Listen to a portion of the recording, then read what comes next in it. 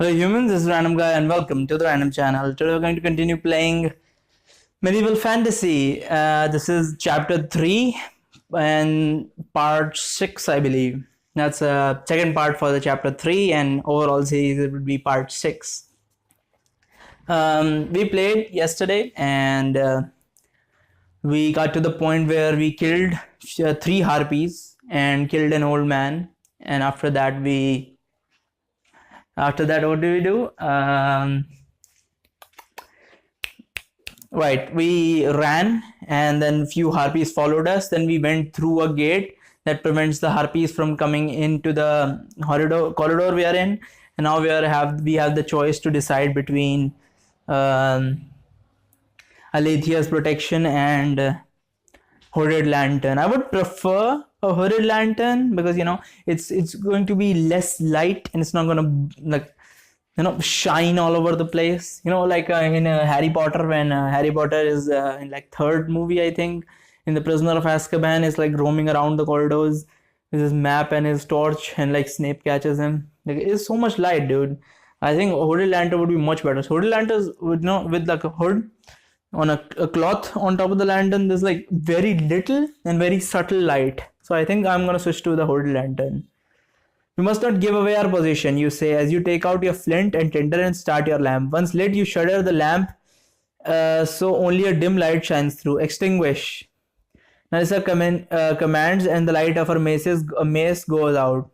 Let us keep together. Let us keep close together.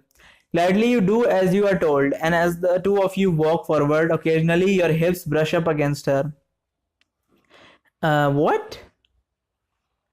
Okay, like the entrance chamber. That was very. This paragraph is like the last line is very unnecessary. Occasionally your hips brush up against her. What the fuck? What does that mean even? Like the entrance chamber you just left, these halls are carved and ornate. There are many doors, nevertheless you keep walking straight down the main hall. Up ahead you hear low voices. It is a language you do not understand. You look around and see something dark drifting just within the reach of your light, then dart away. You then see another such shadow and then a third. They appear to be surrounding you and pressing in, as I feared, demons, like the one in Castle Inverness. You whisper, "Mine. Your soul is mine, mortal fool." A voice in your head hisses, and then everything goes dark. Awkward. What? Don't worry about it. No matter what happened, no one will remember 200 years from now. What?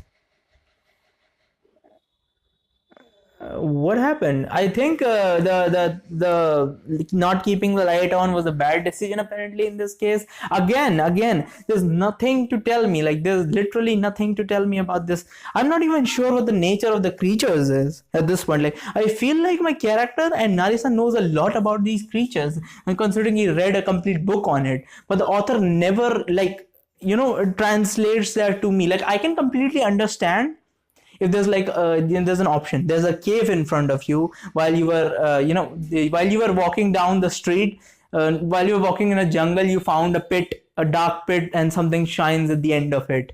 Do you wish to enter? In that situation, I can completely understand. I have no information, neither does my character, but my character read an entire book on undead, and now he from personal experiences as well know a lot about these undead creatures. So like why in the fuck does the author does not relay any information onto me? Like it's like he does not tell me anything on how this entire thing works. Like the harpies just came out of nowhere, and like no explanation for how to deal with them. My character does not do any exposition in his head like harpies, these are this type of creatures, so they are weak to this type of thing. You have read everything, you should have some information regarding this matter. I mean, you read the register for Unrull, so that's understandable, there's not much information in that, but you read the other book with the undeads, so there should be some information about these creatures as well. Like right now, I did not understand the nature of these creatures to the extent that I can just say that yeah, the keeping the light on would be a better idea, because first of all, they warded the gate so that the harpies doesn't come in. So I assume that there's not many that type of creatures in here. First of all, second, Alethea's we have Alethea's protection. So like, why is that necessary for me to keep the light on? Shouldn't we like, she should like recast the Alethea's protection spell instead? I'm calling bullshit like again in this chapter. This is twice, the second time that I'm calling bullshit in the same chapter, and that's not good. Like they give no information regarding this matter, on how to like. How to do this honestly, like they, and who the fuck is this outside trying to start their fucking shit, like failing at it epically. Whatever. So the thing is, oh, my life is 5, that's problematic. The thing is, like, they should give you some explanation. I can completely understand giving me a situation where I have no information to go forward on. But my personal experience, I wasn't born yesterday, you know. Just because I started playing 2 or 3 days ago doesn't mean my character came into existence 2 or 3 days ago. He was, you know, a person. He knew about this stuff. He read a complete book on it. No information is relayed on to me. Then how am I supposed to know that closing off the light and switching to the hooded lantern would end up in my life decreasing by 3? I would assume that, you know, these creatures are not affected to that extent, considering just one vampire is enough to make the statue of Aletheia bleed from her eyes. So I'm obviously going to assume that when the statue cannot withstand a fucking a demon, a vampire of this level, then how is like a goddamn, how is it supposed mace light is supposed to protect us against them? The best course of action in this situation was that our character and Nerissa, she casts the blessing of her goddess upon us. If not, because like she did say that she cannot spam it and she can only do it once a day. If it's not been a one day, then all right, don't do it. But the hooded lantern is completely fine. You should be able to, you know, hide. You know, that's the point.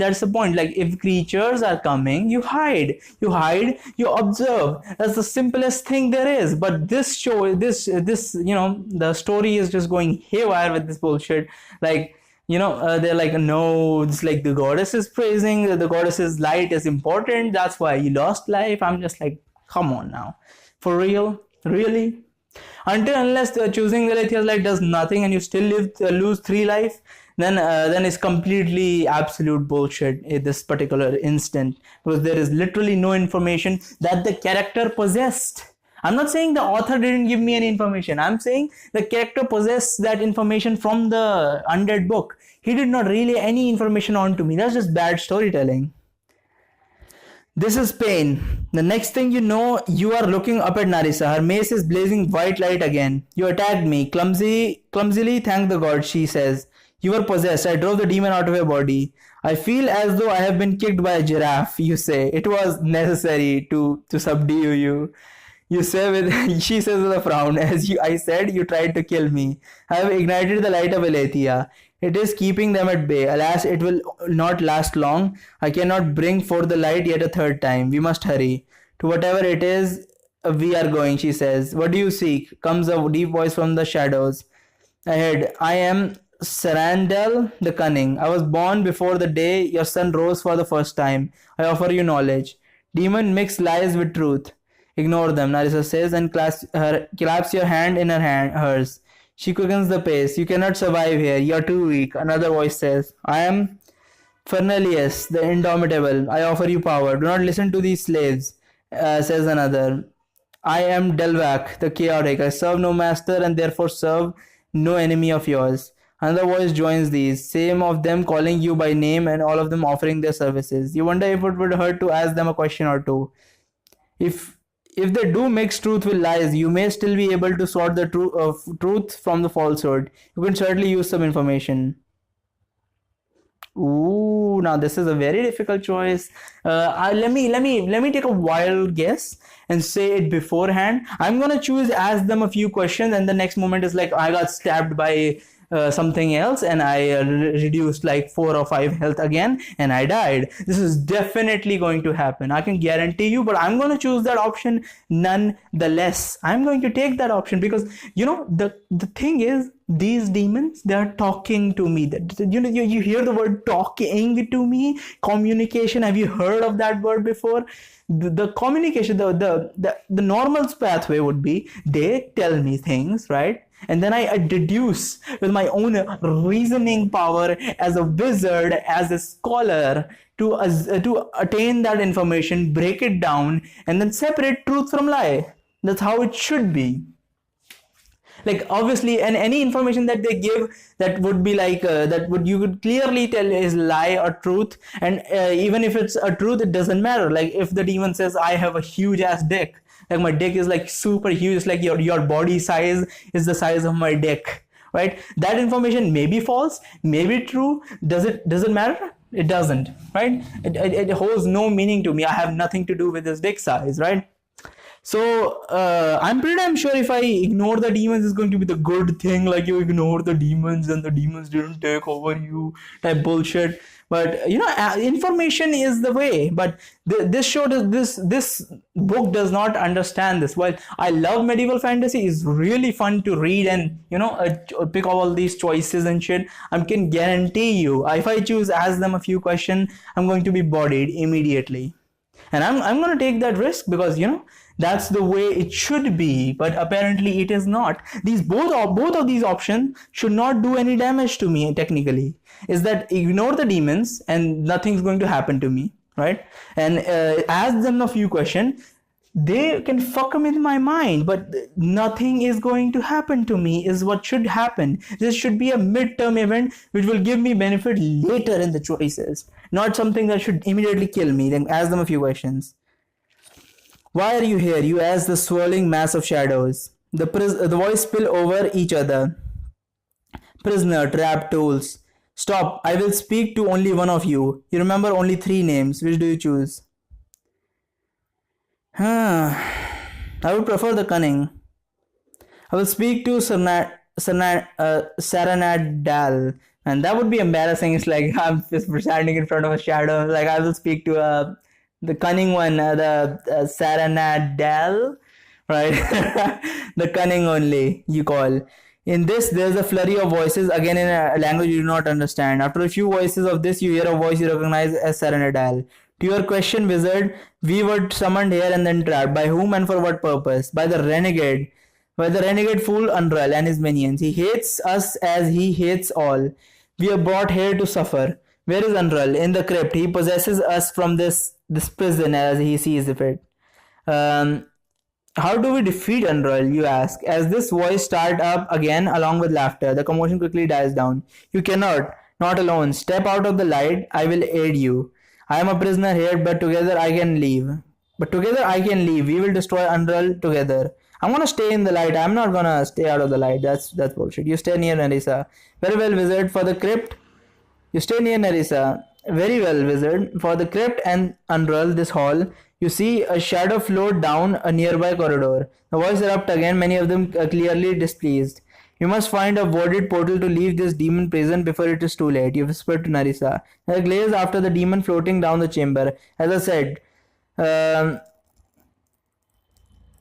Nerissa glares after the demon floating down the chamber. As I said, demons mix truth with lies. Which is this? What do you do? Okay, so this is now a good choice. Now, I was building on the dude for doing this. He did a good choice here. Alright, I'm gonna bash him for when he makes bad choices. I'm gonna give him prop when he actually does make good choices. This is a good choice. Do not follow. The crypt, that fiend must truly think us fools, you say. You turn and hurry the other direction, through a door, down another hall. After desperately opening one door after another, looking for a way out, the light of Aletheia is beginning to dim. Meanwhile, the demonic spirits are pressing in closer. Perhaps leading us to the trip was the truth, you say. I must confess we are nearly out of time. I see no immediate way out of these cursed chambers. You gasp. You suddenly feel an overwhelming cloudiness sweep over you. The light of Aletheia is very dim now. You have inwardly stepped almost completely from the light. A dark shadow has wrangled around you. There's a gentle hissing in your ear as you begin to go numb. As I steps forward, you and hold my hand. You must stay very close. Gasping her chain gloved hand, you backtrack down the hall. One demon had tried to lead you earlier. You find the shadow floating high above a short stair of cemented bones. At the bottom is a set of double door covered with a now familiar blood written in feral symbols. The light of Aletheia is almost gone, so without hesitation, pull on the double door locked. A surge of panic rushes through you. We haven't much time. What do you do? Is it trap another way out? Lightning bolt doors. Lightning bolt the doors. Damn it. Life decreases 100. Boom! The thunder is deafening as a blue light shoots from your tips and strikes the door, ripping it to shreds. Quickly, and you and Narissa leap through the threshold and begin running down the stairs on the other side. Free, ha ha! The demons sing as the inky apparitions stream in after you. Gods, I've destroyed the ward that imprisoned them. You realize. The light of Aletheia extinguishes before you make it to the end of the stairway. The last thing you hear is a jubilant hissing and laughter in the dark around you as the demons close in. You finally succumb to your wounds and collapse. Okay, so last checkpoint. Okay, this was a good thing. I'm not gonna bash him for when he makes good choices. This was actually a good choice. I liked it, and yeah, that's a good one. I'm gonna try to capture one of the trio. I'm gonna charm one of them. I'm not changing my options, by the way. I'm gonna do the exact same thing. I'm only gonna change what's required of me to change for the last option. I'm gonna chance the lantern man. Continue. Fuck off, add. Then I'm gonna cast sleep. Kill him. Switch to the hooded lantern. Ask them a few questions. No thanks. Sarandu the cunning. Stay in the light. Follow the shadow this time.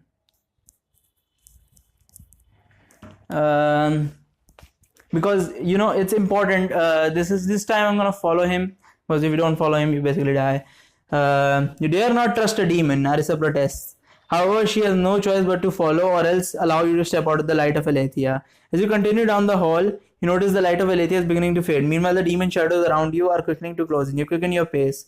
You follow the shadow down a short stairway made of cemented bones, at the bottom of which is a set of doors covered with now familiar. The light of Aletheia is almost gone. You thought, yeah, this is the same thing. It's a trap. Oh, it's okay. So basically, if I open the door in any way, shape, or form, they will kill us. So the best course of action is it's a trap, find on the way out. Deception. The thing led us to locked doors to delay us. You turn and run the other direction. So you sudden in this movement, you step out of the light. Mine. Your soul is mine. Mortal fool voice in your head hisses. Then everything goes dark. It's succumb to your wounds. Okay. What do I do here then? This is the first time I've bummed out to the point that I cannot find a way to get what I need.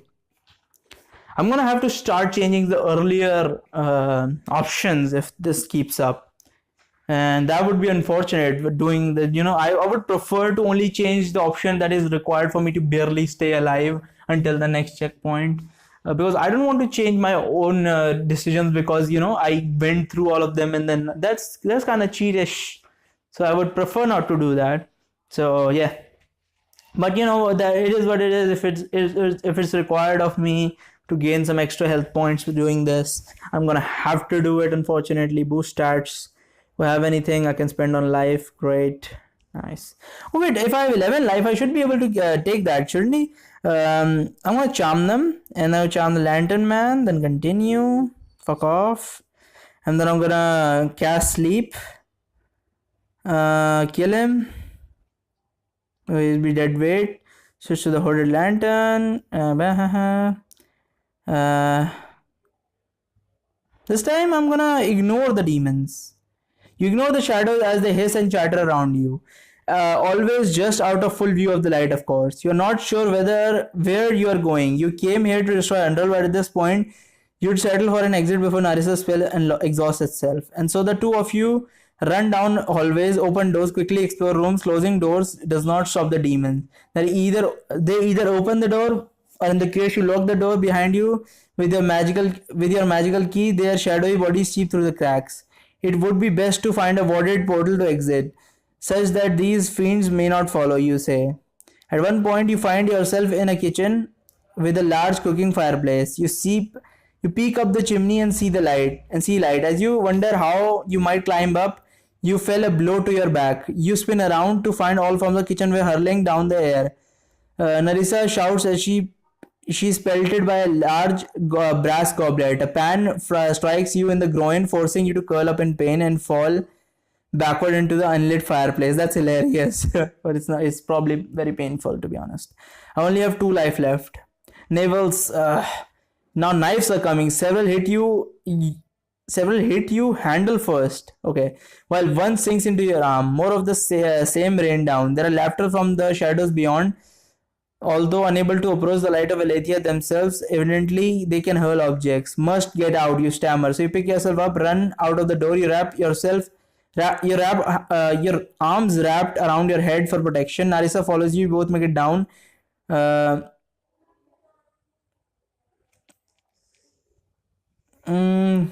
Down on the hallway you run. The light of Aletheia is dimming. Not that way, mortal fool. There lies the crypt. One of the demons boom from behind. You do not heed the warning. In fact, it only gives you more hope. As you continue down the hall, you notice the light of Aletheia is beginning to fall. Meanwhile, the demon shadows around you begin to close in. You quicken your pace down a short stairway made of cemented bones. Blah blah blah. So I'm gonna search for the key. Apparently, that's the best way to do it. Okay, good. Of course. Oh my fucking god! I'm an idiot. I forgot that I have a key in my pocket. The magical key. I thought search for a key means I'm gonna sit down and look around on the ground to find a key. I did not think it's a normal door just with worded symbols. Of course, a magical master key. In your near panic, you're almost forgotten. You hold the key to the lock until it vibrates. Then you insert it. As the lock clicks, there are chorus of angry noise around you. Remember my name when you need aid. Calls a demon behind you as you and Narissa enter the crypt. You shut the crypt door quickly for fear of shadows following. Narissa's mace is merely shimmering now. Still, it casts enough light for you to find your flint and steel and start your lantern.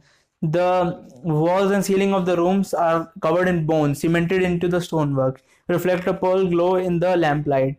Ahead of you is the inscription of large raised stone lettering. May all who enter here one day rise again. On the floor is written in rusty blood as usual. Freed from abyss, he walks among us. Praise be Unreal the daring. Praise also to his new bride, the good lady. In the middle of the floor, there are spiral stone stairs going down into the darkness.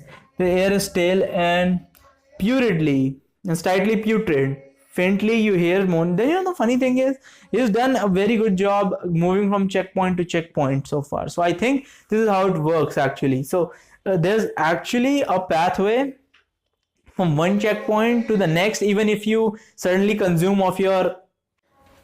So we're talking about. Alright. I completely forgot what I was talking about. God damn, I completely, literally forgot. It's completely like elapsed my mind just because I stopped for a few seconds. So I'm gonna hold that thought for now, I guess. Or I could just go back and listen to myself talking about what I was talking in the earlier recording I was just doing. But it's probably nothing too important I was talking about. I think I remember like it wasn't too much something too important, but just a personal opinion type thing. So I'm just gonna move on. Right. Freed from the abyss, he walks. Yeah, this is all done. In the middle of this is all done. Yeah, blah blah. Faintly, you hear moaning and shouts echoing from somewhere deep, seemingly the catacombs below. This place stinks of death, you say. Is this not a crypt? Asks Narissa. I must rest for a while. I have been sorely taxed and must regain some strength, you say. For a moment, Narissa gives you a look as though you're half mad and chuckles. Very well then. But I should not wish to lie down for a good night's sleep here.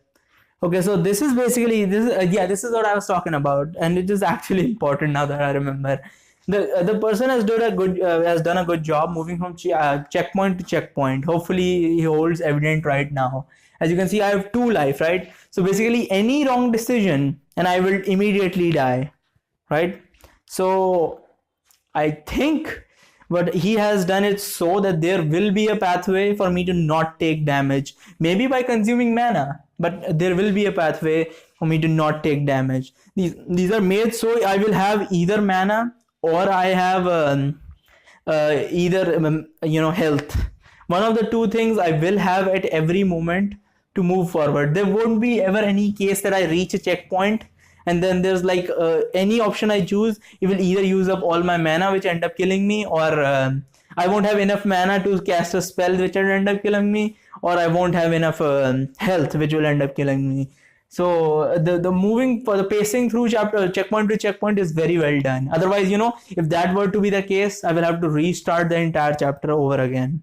Because you cannot restart to the last checkpoint you went to instead of the latest checkpoint you went to. That's not a thing. Almost thought I didn't turn on the fucking thing. Alright, so let's continue. And my morale increased by 1, mana increased by 3, and life increased by 2. Sometime later, I'm pretty damn sure there's a very well-defined way to do this chapter that will actually end up with me a lot of life and mana, because there are a lot of chances in this chapter where you can actually recover mana and life twice already, like when we were at the house and we were resting, and the other time when right now. Well, so there's been a lot of chances for you to regain or maintain your life. So I would think, like, yes, there could be a possibility that a lot of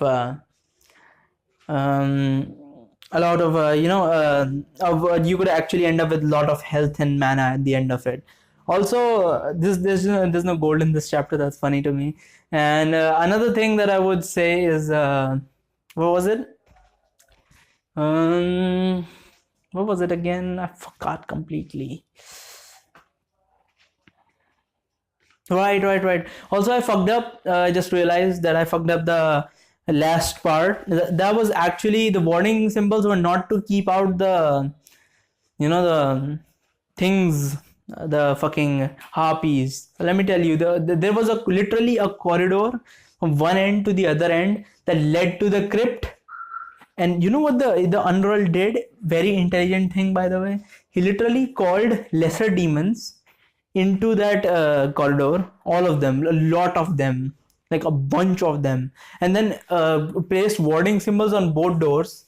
What this ended up doing is that if you want to enter the crypt, you have to first enter through the first water door, then go through the entire thing, and exit through the second water door. That was a very well placed tactics. Also, I'm going to bash again on the writer just one more time, because that I was actually correct at the end of the day. Talking to the demons did end up leading me to death. So I would say that that's actually, they did not do a good job there, to be honest. That was actually kind of fucked there, because they actually did the same thing that I told them that they would do, is like talking to the demon will lead to my death or taking heavy damage, and that's exactly the thing that happened with talking to the demons, which I find, which when you look at it from the lore standpoint or a trap standpoint, it looks fine. But it's the same thing that they do not give me any information, considering my character does not relay me any information. Nothing about lesser demons, nothing about Unroll, nothing about harpies, nothing about anything else. I barely know enough about corpses. I know they are soul, a fake soul or a demonic soul that's been placed in a corpse that needs to eat and feed continuously on other souls to remain in this world. That sort of thing. And actually, that's a very weird type of necromancy. I mean, I've never heard of that sort of necromancy in any, fantasy land, like dark fantasy or normal fantasy. It doesn't matter. Like, I've never seen any necromancy work like that. Usually, necromancy works in this manner that the necromancers raise the dead or like skeletons or some other thing like that. Right, this is how necromancy works. They raise it, and then that creature is bound to this world, because a soul is not required to maintain a soul is not required for it to maintain the fucking the undead. Like if I raise a skeleton, right? So the skeleton is it's bound to me. It's not taking up my energy or my mana or nothing, but it's bound to me, which means I die and the skeleton will die. I mean, it would break apart. But it's not a sentient or hungry beast that would do whatever it feels like doing, or I will need protection from it because I in this world they are summoning the souls into the dead. In that world, the normal fantasy and dark fantasy worlds that usually are the case is that when they raise the dead, they usually follow their command because they're not actually demonic souls being placed inside of dead corpses. It's actually just using a force of nature and like connecting it to that force of nature. Like, how do my character suddenly recover, mana points every time he rests? Because mana is around him in the air. Similar to that, the necromancy powers are also, in the surroundings. So you grab that, connect that string to the corpse, and now the corpse works on its own, follows every single one of your command. That's how normal necromancy works. Every now and then there's a higher level of necromancy which is called the summoning necromancy, in which there's no corpse to raise. They would just literally summon a undead. Those type of necromancies do actually tend to have a thing that the summoned undead, if it's like a very powerful undead, then it might just be sentient or a demon from the demonic realm. Another time is just some sort of lesser demon that actually does not have much intelligence. I would just follow any command you give, and they only are summoned for a small duration of time.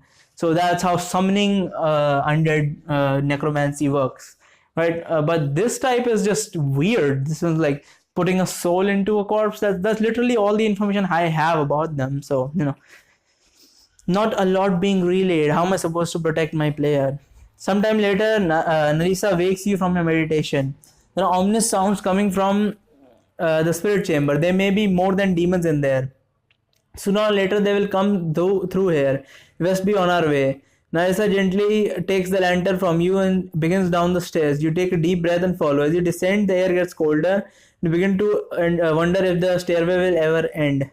You touch Narisa on the shoulder, motioning her to stop, so you can both listen. There are voices and moans coming from below. Suddenly, there is a rapid rasping, clanking as though something hitting hard against stone. It is approaching rapidly. Narisa sets down the lantern a few steps above, then presses herself against the interior carved wall of the carved wall.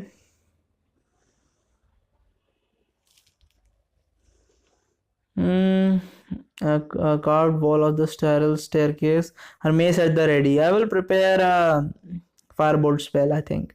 You mutter the necessary arcane word against your breath. The firebolt ignites in your hand, and you wait. The bolt will sputter out if you do not release it soon. However, the clanking noise gets louder until around the corner of the stairway you see a leering skeleton covered in rotten burial rags. The thing is leaping up the stairs several at a time. The firebolt strikes the skeleton in a ribcage, shattering the flame on and through the undead monster. It looks up at you with its frozen, ghastly smile just as Narita swings around the staircase and smashes her mace into it. Smashers? There's actually a word in the English dictionary called smashers. I would just smash her mace into it would be understandable. Smashers? Sending the skeleton back down the stairs in flaming pieces. The skull and the upper torso continue to twitch until Narisa steps down and smashes the skull. Gods, you mutter. Shakes her head, continues down the stairway. That was a bad decision, honestly.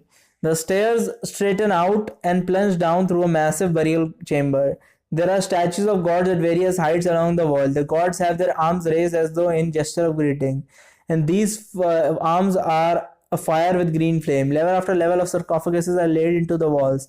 Narrow stone walkway along with the sarcophaguses. These levels of walkways are in turn connected by stairways going by the bottom to the top of the chamber. Hundreds of feet below, at the bottom of the chamber, you see two naked men, the torso dark with what appears to be tattoos. They are chanting together with their hands raised high. Watch this for a few seconds and then you hear a bang below on the opposite wall as one of the sarcophagus lid fall onto the stone walkway. A mummified husk of a man climbs off the stone coffin and leaps off of the edge. You hear its legs snap as it hits the floor. The corpse eagerly crawls towards the chanting men and then stops as if it's being repelled by some unseen force. There is nowhere to go but down into the chamber, out through the passage. That's just visible from here. One spell that you do not use often because it takes several seconds to cast, but this might just work this situation. It is an invisibility spell. You have time to cast this on yourself and Narissa. You could then attempt to sneak past.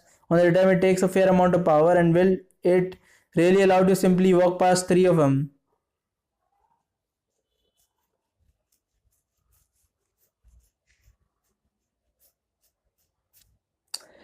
Prepare to attack is bad. I can already tell you. Wait and see what happens is probably going to be like I wait and see what happens, and then Naru is like summoned all of a sudden and it's like bullshit like that. I'm gonna use the mana, unfortunately. The two of you retreat up the and it did nothing. It just decreased my life too. The two of you retreat up the stairway out of sight of the burial chamber. You must hold hand or else we must bump into each other. Being invisible does not allow you to see the invisible, you say. As it grabs your hand in her mailed fist, you cast the spell. The spell does not last long. However, you mustn't run, for your armor would make a clatter. Ah, do not attack anyone. Invisibility is only an illusion. It cannot be maintained when you interact with anything. In such a way, it is best to imagine that you do not exist, you say. Down the steps you go, without taking care not to trip, since you cannot see your own feet. Far below, the mummified zombie rapidly crawls out of the chamber to the opposite direction. Really, that is, did not come up your way as the skeleton had. Invisible or not, the stairway is narrow. Based on the rule, that is what you presume them to be. Continue offering their evil prayers, thankfully seem completely oblivious to you. As you reach the floor and walk near the priest, as you out on your way to the exit, you hear a loud bang from above. Another sarcophagus lid, another corpse raised from the dead. Suspicion is soon confirmed as a bloodthirsty zombie drops on the air and thuds to the floor. Here, its eyeless feet are pointed straight at you, and they do not see as we do. The zombie springs at you with amazing speed, snatches you by throat, and twists you to the floor. It then bites down into the meat of your shoulder. Suddenly, zombie's back snap and as slams her mace down. You realize that this attack most likely broke the invisibility illusion. All well. What choice did she have? The zombie's body has been traumatized to the point that it can no longer hold its summoned soul. So it becomes a corpse again. You roll the vile thing off of you and leap to your feet. The priest are slack-jawed with surprise. Narissa closes the 10 meters or so between her and the priest and hammers them both down before they can react. The two of you take a moment to inspect the tattoos bodies of the priest. They are nude aside from the bronze amulets around the necks. The amulets are inlaid with a glyph of a woman atop a pyramid of bodies, unholy symbol of Nerul, says Narissa. They might be useful somehow, perhaps magical, you say? It is a symbol to their wicked god. Is that not enough to leave it? I'm gonna take the amulets. They might as well provide me protection against them. You not remember how the zombies would not approach the priest. Perhaps these amulets are warded against the undead. Even the children of Nerul must protect themselves from the monsters they raise, you say. Narissa looks at you dubiously. Well, it is true that a corpse newly awakened will feed on anything. These men are wearing nothing else that could be protecting them. You pick up one of the amulets and put it around your neck. You then retrieve the other one. Take it. Narissa makes a face at you. Surely this crypt is crawling with undead. You need some protection or we will join them. You say, handing the amulet to her. She shakes her head. Don't be a child, you say. Reluctantly, she takes it from you and says a brief prayer. One you suspect is for forgiveness from her goddess. She then puts the amulet on. The two of you walk into a large dark hallway out of the burial chamber. There are no green flames in here. Only rows and rows of dusty sarcophaguses. Inlaid in the wall, no Narissa again raises the lantern up to lead the way. You light your own lantern to watch behind, expecting that at any moment zombies will shamble out of a dark corner. At one point, you hear distant clanking like the. That would also explain why the zombies don't infect you by biting you, because a normal zombie apocalypse, zombies are actually, what are they called? Infected by a virus. These are like, what are these things called from Skyrim? Drakelings. I'm completely forgetting. The overlords, and when you enter a Skyrim dungeon or cave and there's like one of these zombie looking things, what are they called? In Oblivion they're called Mort. In Skyrim they're called dreadlings, something along those lines. I'm forgetting. At one point you hear distant clanking like the sound of hardwoods or perhaps even hughes running on stone. These catacombs are massive, you whisper. The Temple of Eternal Love is centuries old, and there were temples here before then. Gods know how long the dead have been piling up in this crypt. Amazingly, none of them has like turned to like dust after all these damn years being in air. Some of them are preserved to a point that they can actually work. Sorry. And that have been piling up in the script, as a whisper. A great deal of material for these priests to work. You let your sentence fall off as you see these mummified zombies in burial rags shuffling out of the darkness towards you. Before you can decide to run or fight, zombies stop as though held back by a invisible wall. They groan in anguish. The amulets. I told you they would protect us. You smile at Narissa. Let us put it to the test then. Narissa walks towards the zombie. Grudgingly, as though being pushed aside by a huge invisible hand, the zombie part for her. You follow behind. The two of you continue down the hall. They seem rather sluggish. You whisper, looking back in the darkness. Likely the wretches were raised some time ago. Their soul will starve from this world soon, says Narissa. It is not long before you feel a bit of a breeze and the halls open up into a gate cavern. There is a sound of running water nearby, and off in the distance of a green flickering light not far from the cavern, your lanterns illuminate a narrow underground river. Its water is like black shimmering silk. Would you support that is star? You ask, some pointing at a distant green light. Some form of wickedness, to be sure. We shall investigate, but keep our lanterns dim. The two of you follow the underground river towards the light. It appears to be a. I'm sleepy, dude. It appears to be a huge statue, although you're not very close enough to make out the details. Some kind of pyramid. It is you, the heroic wizard, a welcome sight in a place like this. Comes a somewhat familiar voice from the darkness ahead. Remove the hood from the lantern and dimly reveal a man limping towards you. As he gets closer, you recognize him. Kaiba's brother, Jordan. You are hurt. What brings you to this place? Your question trips over to one another. Your questions trip over one another. To find my sister, he answers as he lurches forward, merely tripping in his haste. You cannot see his feet on the rocky ground, only clop his hurried steps. You seem rather jolly for a man in a crypt. What are those dark shapes behind his back, you wonder? What do you do? Found out? Great. My sister vanished after... Man, how did that... Okay, hold on. It didn't say go and hug him. See, it clearly didn't say that. It didn't say go and hug him, right? It said find out more. That means observation. I don't think sometimes like it's weird. It's like the author is writing, and all of a sudden he's like, oh man, I need to go eat something. So I'm like, I just gives his like younger brother and tells him to write the rest of the story. It's like, it's weird. It's like the English is all the way fucked. It's like at one point he's using convoluted words that I've never heard in my life, and like mottled, whatever that word was for the wings of the harpies. And now there's this, like, it says find out, attack him or find out more. Find out more means that you're trying to find something, right? Finding out more. It's such a simple little phrase, right?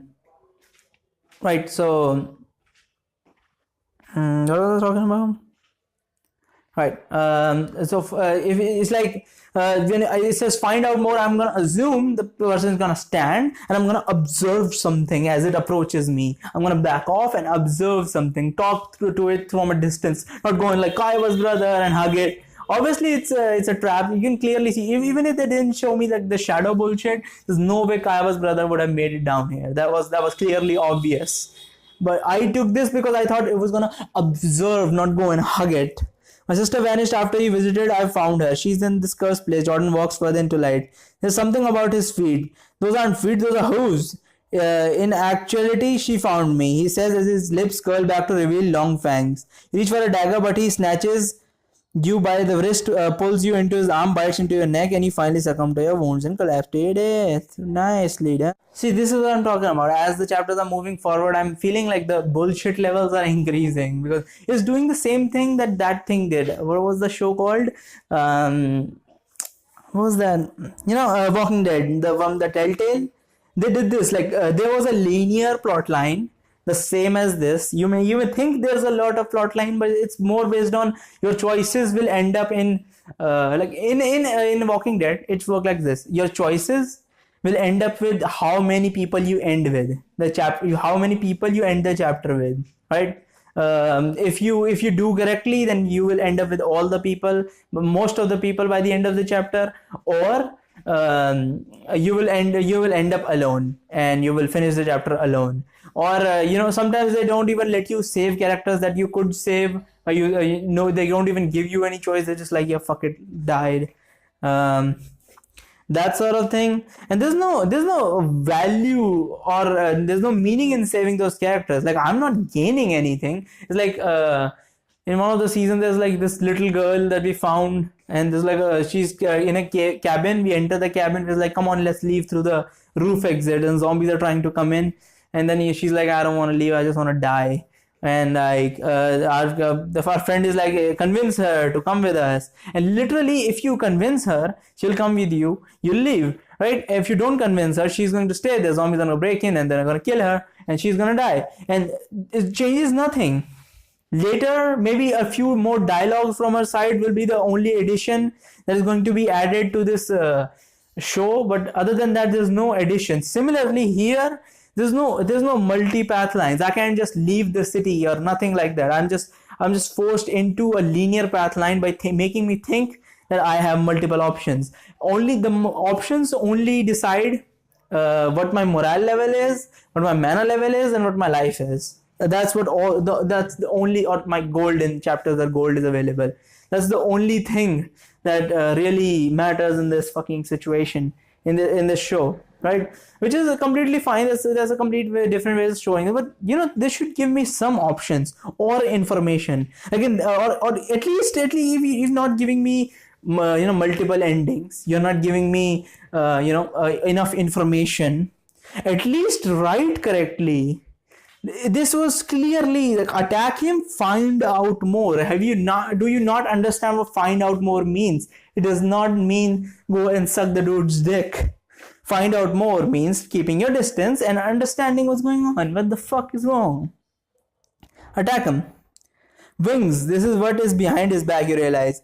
You could use your spell to attack or your dagger. Either way, you will match his pretense of friendship long enough to catch him by surprise. I'm not going to use lightning bolt, that's pointless. I'm not going to use the dagger, that's pointless, because he's going to stab me. Because he did do that. Firebolt him. And I died again. A friendly face is the first blessing given in this frightful place. You smile, extend your hand. He will smile, throwing his embrace up as though to embrace you. The glint of fangs peek out from under his lip. You will say the arcane while the firebolt appears in your hand and you throw it. You can't miss. The bolt splatters across Jacob's chest. He screams and his great wings unfold out of his body and lift him from the ground. He then dives down into the nearby river. And vampire, the abomination will be back up on us, Narissa shouts. Soon enough, with the fire instantly extinguished by the fire, Jacob is back out like a crossbow bolt, flies straight at you. The impact of your body with yours lifts you off your feet, sending you bouncing over the cavern floor. As you succumb to your wounds. Great. Let's just use this to go back. Lightning bolt him, then all my mana is gonna go away. Then I will have 0 mana and 2 life. What am I gonna do with that? I'm not even sure if I'll be able to reach the next checkpoint. If that's the case, then that's weird. Yeah, mana decreases 4, morale increases 2, friendly face, blah blah blah. You point out you smile and extend your hand. Jacob smile, throwing his hand up as though to embrace you. The glint of fang peek out from under his lip. You shout out the arcane words and point your finger. Boom! A blue arc splits the air between your finger and Jordan's body. A flash of lightning is nearly blinding. For an instant, you see Jordan clearly, or at least the monster he has become. Giant bat wings, goat legs, and hooves. His mouth is open in disbelief, long fangs bared. His body flies backward, falling to the ground with a thud. Gods above, do you wish all the undead of the crypt to find us? Did you not see what that was? You shout back. We must move on. They will be coming, she says. As you're about to leave, you see the dark shape of Jacob shudder to his feet. Vampire. Narissa heals unnaturally. The abomination heals unnaturally. Narissa says, run. Run this way. You hear a woman's voice in your mind. Without thinking, you begin running down the cavern towards the one thing you see. The green light. Narissa shouts a protest, but then follows. Her chainmail jingling. I will drain you, here shouting from behind you. You pour on the speed. The green light turns out to be a burning statue of a jumbled pyramid of withered, tortured bodies rising up from the ground with their hands held up in desperation. Upon this pyramid stands a tall, beautiful woman. She smiles down at the tortured soul beneath. Underneath this great eye, ever burning pyre is a rich carved wooden door. At this sight, you stop in your tracks. Other than the door, the cavern is a dead end. It is then you hear the beat of a wing from the darkness behind. Come in, come in. My brother will kill you if you do not come in. The female voice commands. That's a bad idea as it is. I do not have anything to face it with, bro. Come on now. I feel like the chapter is about to end, so they're probably gonna do like I'm gonna go in and then it's like, you cannot defeat me. No, it's gonna be like, I go in and there's like, now you're trapped, and the chapter ends, something like that. You feel compelled to obey, and yet that is exactly what makes you uneasy. On the other hand, that Coven who runs after you, and you no longer have the element of surprise on him, but you can go through the door. I have no way to fight him. I have no mana, and even if I did, I'm pretty damn sure the game would not allow me to just destroy him. The vampire appeared to be fairly strong. Despite the large size of the door, it opens easily. Without a sound, as soon as Narisa gets in, you shut it, you slam it shut and bar it. You're inside a large room lit with green light. Although no torches or lanterns are visible, center of the room is a great richly carved dining table covered in gold and silverware. Around this are white silken curtains that partially conceal the dining area. The chairs surrounding the table are plush, although the dyes in the fabric are faded with age. In one chair sits a young man. His wrists and legs are bound. He appears to be unconscious or dead, his head lying back against the headrest, exposing a blood-smeared throat. In one of these chairs sits Kaiba. Although you barely recognize her, she wears a fine crimson dress sparkles with jewelry. Her eyes are alert, so much so that they appear to emit light of their own, while her face is relaxed ivory white. It is well you followed my prompting and took refuge here. My brother has a horrible temper as of late, she says with a pleasant smile.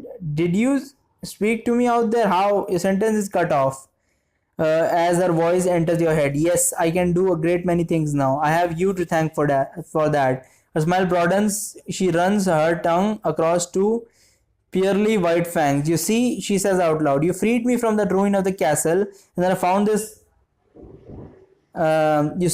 She says out loud, you freed me from that ruin of a castle, and then I found this girl's lovely body to ride straight into your city. Kaiba's motions at herself. I rode other bodies, of course, even yours, but I prefer this one. She was my first in this world, and so I feel the most at home in this little candle maker girl. She and I have become one forever. The coolest thing we can possibly do at this point is go right straight at the demon, right? Not attack him. I mean, like, walk and like take the chair right across him, the table, sit down, grab an apple and eat it. That's literally the only thing that would make sense at this point. Just sit down and like, yeah, you won, bro. Just like, whatever. Honestly, I would probably see that the city is in this fucked up state. If this game allowed me, I would fuck off the city like immediately. Like, of course, at the start, it's completely normal that I couldn't escape the city because everyone would be looking for me. But now the city is completely in unrest. Goblins are attacking everything. The best chance to literally escape the city and just leave for faraway lands. Don't give a shit. You can just go to a far off village and start living in the village as a farmer or something, live there, do some healing spells and like help them hunt or whatever. Like, they will allow you a place to live and shit. Like, it's fine, dude. Just leave.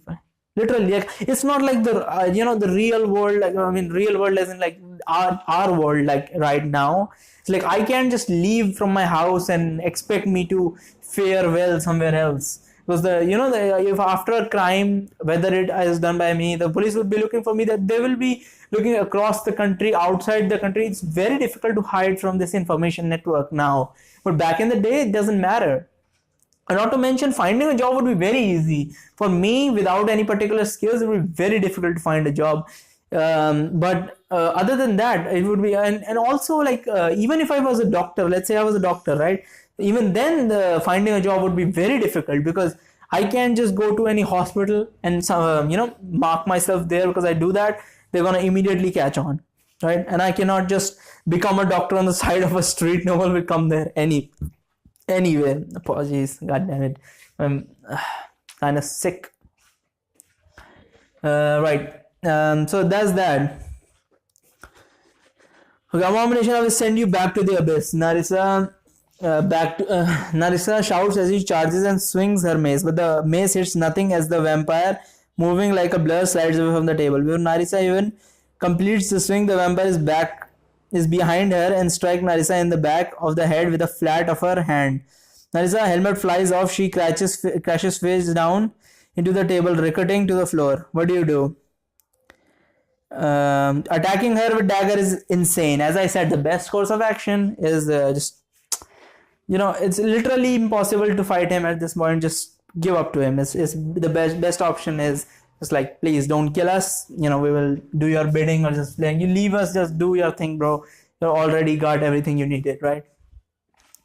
I'm gonna plead she not hurt Narissa. I beg you, not hurt her. You say I aided her. You say I aided you. I ask you not to hurt her. Kaiba fixes her eyes on you. Her pupils are like shallowless pits. There is no sympathy there. Sit and watch. She commands you in your mind. Like a puppet, you do as you are told. You take a seat at the table. You try to move to cast a spell. You cannot will yourself to do so. With one hand, Kaiba picks Narissa's limp body off the floor and tosses her face into the table. The vampire points to her fangs. These are common to nearly all of us. You see, when a demon merges with a mortal, the mortal's body take on some features of the demon's native form. I brought along only my teeth. My brother took a few other characteristics. Your teeth? Your brother? To whom do I speak? The Kaiba, the demon Unroll, or Kaiba? Both. We are one, the same now. As such, we live forever. You may address me as Kaiba, for that is the face you know, and you humans comprehend nothing beyond the flesh. Live forever. Is that what you offer the members of the temple of eternal love? To some of them, and to many of those, I have already made good on that promise. And few who were not so willing, like my brother who you just met. And for this, what did the children Nerul give you? Why, they arranged this union. Kaiba gestured at her body. There are few vampires in the world, and none at all in this region. The children of Nerul performed the ritual needed to make the transformation, a transformation that nails me to this world. Of course, this is not their initial plan. Back at Castle Ivernus, the children of Nerul were practitioners of petty rituals that eventually found my master's ear. So he provided them some minor aid. The Book of Dirty Secrets. Is this the aid you speak of? To write them such a book, you ask? Kaiba laughs. Book of Dirty Secrets, indeed. And yes, I did dictate its writing. She pulls from the folds of her dress the human skin-bound book you found at the castle. It is called Kaitafaf, simply a black book, as it is commonly known. You see, we visit your world and many others as mere ghosts, lurking in the shadows of your most private moments. It is not uncommon for us to trade in such secret with mortals. Nerul's children gave sacrifices to your lord in exchange for this book. Yes, a handful of children of Nerul took up residence in that ruin and used it as a base for capturing human offerings to my lord. He in exchange sent me as his messenger of truth. Kaiba frowns. A humiliating task for me to be sure, but far better to be here as a slave to those vermin than in the abyss. In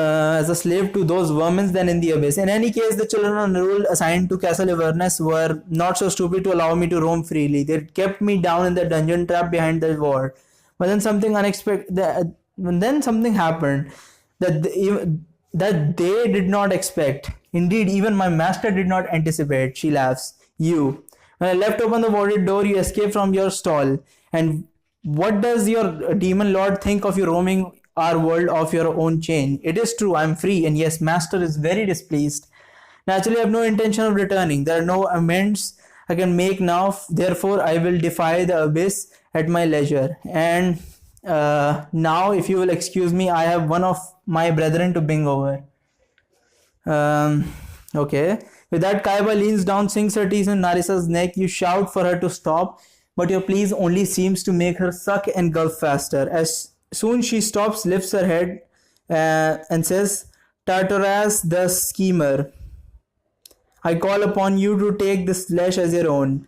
Gods, you killed her. Aletheia will have your involuntary silence with a lift of Kaiba's fingers. Oh, she is not dead. I do not offer Ratas a soulless corpse.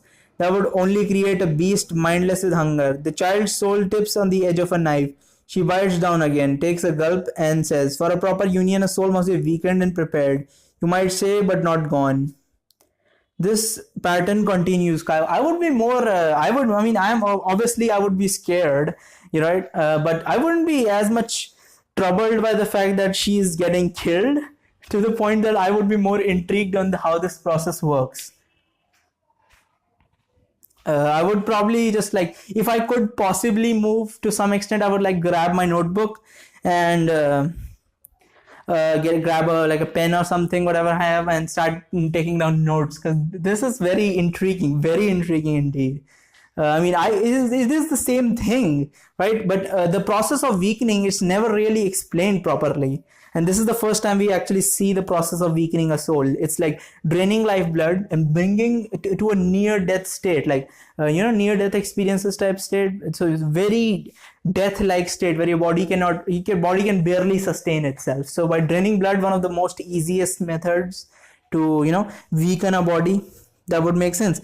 You can even get an example, like, when in America, right, during the time when they had slaves, they would they would send some of the black slaves to mine out stones in the mines, coal and other material, metals and everything. But some form of punishment where they were also sent there. Some were punished in their homes, but they won't usually cut their balls off. Why am I saying so much?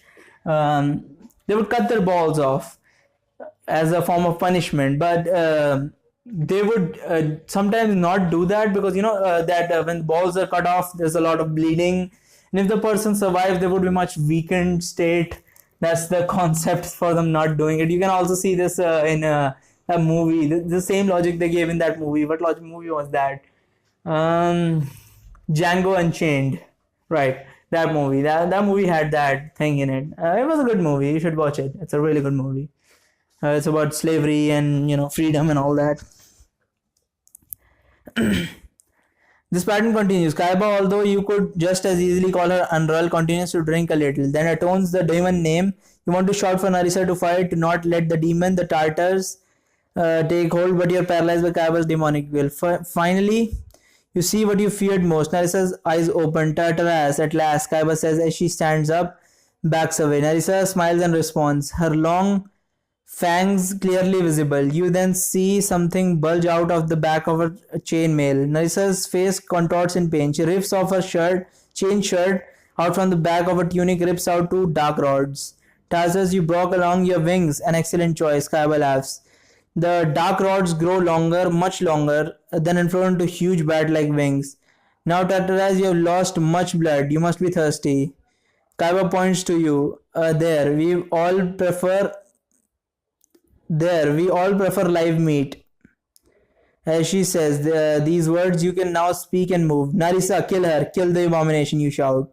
Tears of blood well up in Narisa's eyes. She glares at Kaiba for a moment, but then looks again at you longingly. Do not waste your breath. Your beloved cleric has fused with the demon Tartaras, and Tartaras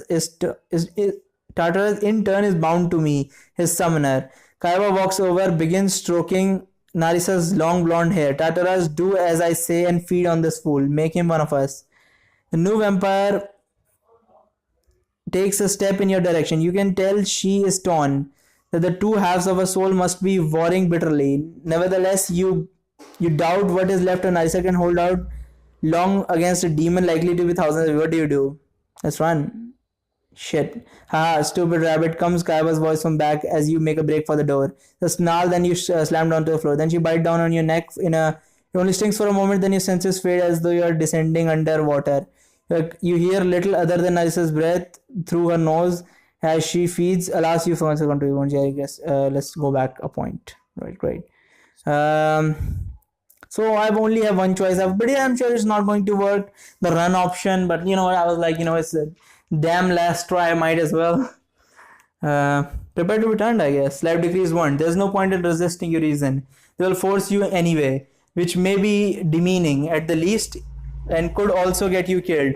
If you want to destroy Kaiba and Unrul, you want to undo what you inadvertently played a role in bringing about. You need to stay alive. Alive as a vampire. What does that mean? And what will remain of my soul, you wonder? It's a little choice, but to find out, you nod at Narissa.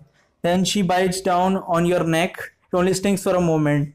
Then your senses fade as though you're descending underwater. Dimly, you hear Kaiba giving instruction, not too much, do not kill him. In response, Narissa slows her gulping. Bala the cruel, I call upon you to take this flesh as your own. What if I call upon a demon to transform me? A demon I choose, you wonder. Although you obviously do not relish the thought of any demon invading your mind and body, at least it would be one not of Kaiba's choosing. You remember the names of some of the demon's souls you met in the invading chamber. Which one do you unite with? All of these are great, but the best part about all of this is the one, Fernelius the Indomitable, right? Fernelius the Indomitable said this. Hopefully the author paid notice to his own statements, right? He specifically said this, that I do not take any master, I am free and I rule my own self. He specifically said that, right? By the way, if I had one life, would I died? Can I have one life at this point? I'm not sure.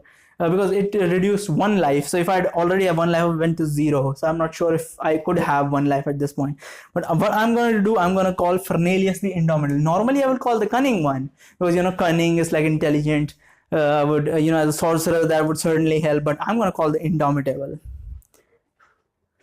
Unrul thinks he can subjugate me, not if I unite with power. Even as your life ebbs away, you mutter the strength to whisper, Fernelius the Indomitable, take my flesh as your own. And if it is I who invite demon rather than Unrul, will the summoned soul be bound to my will rather than Unrul's? Unlike the minutes of ritual you observed during Narissa's transformation, your transformation takes place almost at the same instant of your invitation. Perhaps the invitation of the victim trumps that of the maker. You barely have this thought before Fernelius comes. Waves of anger, hatred, and despair wash over you. You try to hold on to something dear with the assault on your mind is over level, and then it is over. You find yourself on the floor, a small pool of blood beneath you. Your vision and hearing return and are even heightened well beyond your former human limits. You wince in pain from the magnitude of your new senses. We are one, you and I. We shall never die, says a voice in your head, like your own, but not yours. It is time to bring justice, demon. There is no justice, there is only power. Yeah, that book said this. Then it's time to rise up and seize it. The last feeling you have of your own before Fernelius the Indomitable consumes your soul in that of a terrible thirst is a single bound. In a single bound, you cross the room and sink your teeth into the young man seated at the dining table. Your body and mind are mine now. Puppet, the voice says. Wait, what? So that was a bad decision to call the Indomitable? Well, I guess it is. I can't control it considering it's the Indomitable. I'm going to go back a choice. Let's try something else. Let's call Cernadal the Cunning. Cernadal the Cunning. Take my flesh as your own. Okay. Unlike the minutes of ritual, perhaps in which you barely have any thought, is 100 acres where I must hold to something or I will be consumed, something I hold dear. But what? Your childhood friend Reginald, could you hold on to the need for vengeance for him? This is what has driven you this far. What about Narissa? You feel something to her, but what is she now? She is feeding on you. What about magic? There has been a love of yours as long as you remember. But what is it to hold on to magic? What do you concentrate? Love of magic. I'm definitely going for love of magic. Narissa, I've bonded, yes. But even you could call it love to some point from our character standpoint. But it's not on that level. Vengeance for Reginald is bad because, as soon as I take my vengeance, then it's pointless to hold. There will be nothing to hold on to. So I will just slip back. Love for magic is what I'm going to use. As a wizard, magic defines you. It is your passion and more than anything else, given your life a purpose. Perhaps magic can provide an anchor for your soul and allow some remnant of you, of who you are to remain, even as you merge with this evil being. You begin by concentrating on your earliest and most formative lessons. How the magical runes in the spellbooks have fascinated you and excited you. Your mentor and instructor, the witch Lucia, had been like a mother to you, perhaps more than that. For although a mother gives you life, Alicia gave you a reason to live. The few years you lived under her tutelage before she died had been like a dream. Although strict and even cruel at times, the world she opened up to you is infinite, terrible, yet wonderful at the same time. As you concentrate on these memories and your love of magic, you're dimly aware of the demon gripping through your mind with glee. Finally free to exert his terrible will, parts of you are dying, but you hold on desperately. Then it is. We are, this is the same thing as before, heightened senses or whatever. We are one, you and I. We shall never die, says a voice in your head, like your own but not yours. I am a wizard. I am limitless. You respond. You are nothing. We are one. Magical power does not require freedom of a mortal soul. Indeed, I am the most expedient means to such power. I was born before the sun rose for the first time in your silly little world. I know much that has forgotten. Magic is what you want. I am magic, much more. You're nothing. With that, your soul is consumed. That's fucking retarded. Let me state that. How is that fucking retarded, right? Let me state that. Magic and power are completely different things. The demon has the knowledge, right? It has knowledge of magic, but remember this, he's a low level demon. He's super low level. He's like little above he's probably a soldier level demon or little above that. He's one of the lowest forms of lesser demons even. So how much magical power information could he have? Not power, magical information is what the case is. So how much information could possibly have? Maybe he has all the magical information that exists in the current world, right? He has all of that, even the ones that we have developed. But his master knows more about magic than him. His masters know more about it. Demon Lord, how much magical information he could possibly possess? So you think that my character would hold on to that at least? Love for Narissa, I'm not sure if that's gonna work. It's probably not going to work. Achievement unlocked, you became a vampire. So apparently that worked because for some reason you became, because I'm pretty damn sure if I would have chosen the vengeance for Reginald, it's gonna be like, yeah, I'm gonna be taking your vengeance now, and he kills both the vampires other than him. So it's like, okay, yeah, you're suddenly now capable of it's probably going to be one of those things that your characters just what was I talking about again? It's probably going to be one of those things where he's gonna kill both their vampires and gonna be like, here, your vengeance is taken. So I'm just like, oh man, and just like my soul is consumed, whatever. Well, mark that off your bucket list. Now it's time to write a romantic novel about yourself. Oh, short set Twilight. That's good. All right. Perhaps Narissa is a monster. Morale 6 increase. Perhaps Narissa is a monster now, but you remember her courage, her faith, and her compassion. Most of all, you remember her compassion. You recall when you first met her in the dungeon. Her eyes on you, she was like the sun.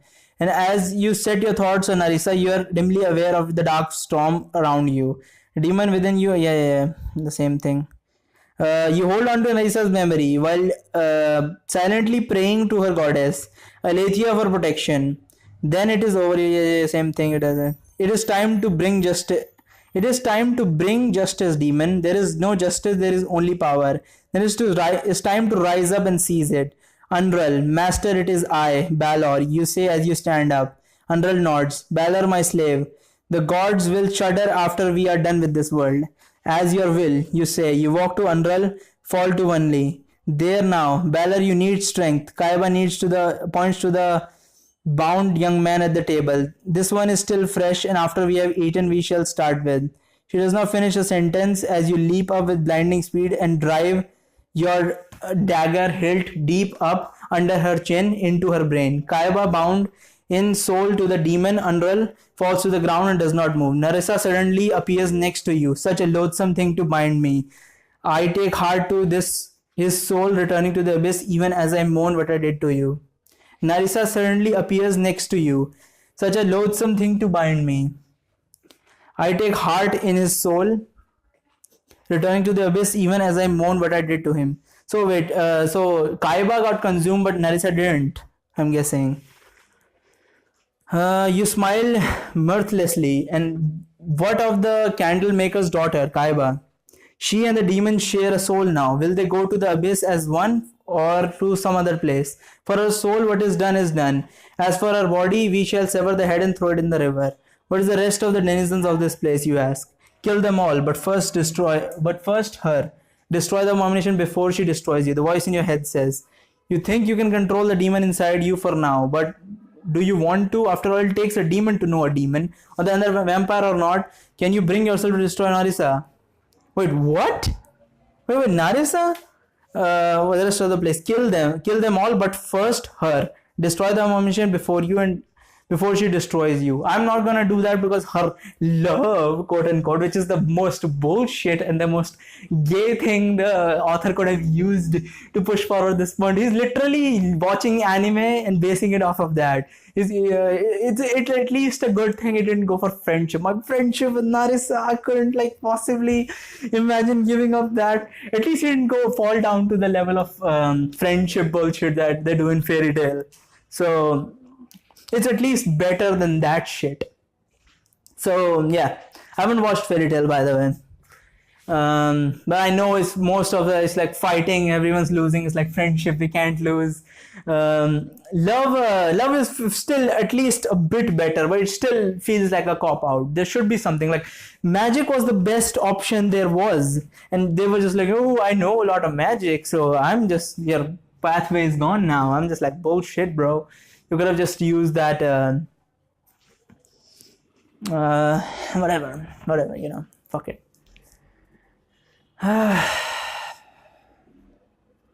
Oh, wait. Okay, that's how I killed Unreal.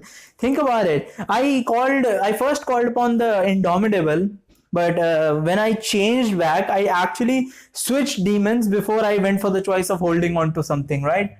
I switched demons, and the demon I switched to is the cunning one. That's why he went and bowed. I'm not sure if the Indomitable would have bowed or straight up attacked him.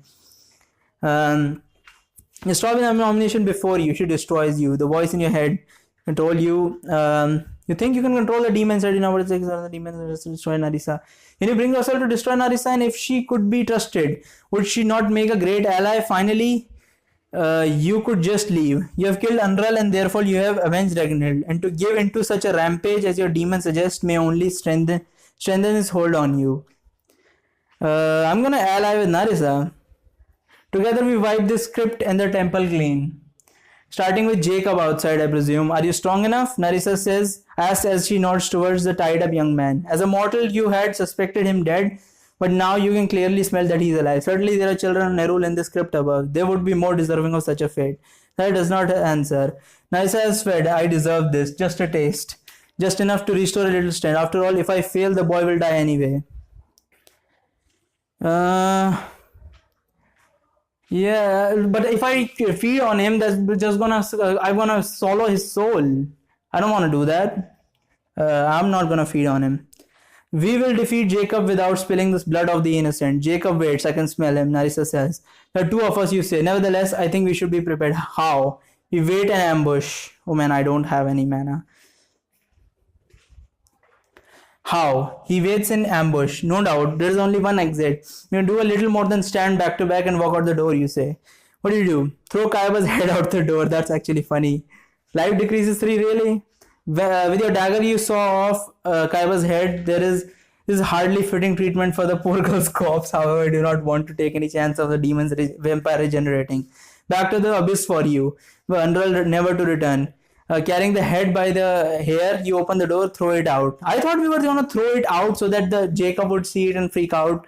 And a moment later, there is an enraged shout. You see Jacob streaking through the air with you with his huge bat wings. Narissa evidently sees him too, and because she jumps out of the door, and takes flight. They collide in the air, grapple with one another, and then spiral down. You run up to them, blinding speed, and begin slashing Jacob with your dagger and teeth.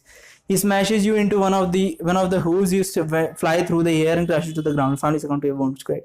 I'm just using up luck. I usually start the checkpoint over, but the checkpoint is way back. It's gonna take way too long. I need to, have some time actually, so I should be able to keep up with the. How much battery do I have? 40. That's enough. Walk out back to back, I guess.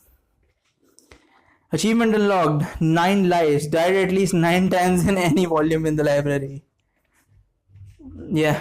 Literally, I have no way. Okay. Now, of the thing I was praising the author for. Fucked it up, did you not, author? This is the same thing. It's literally the same thing. I'm just gonna run out. It's just same thing. It's gonna collab me and I'm gonna die. What do I do then? I don't have mana. I don't have any way to do this. Last checkpoint, I guess. I'm just gonna save up mana, I guess. Later.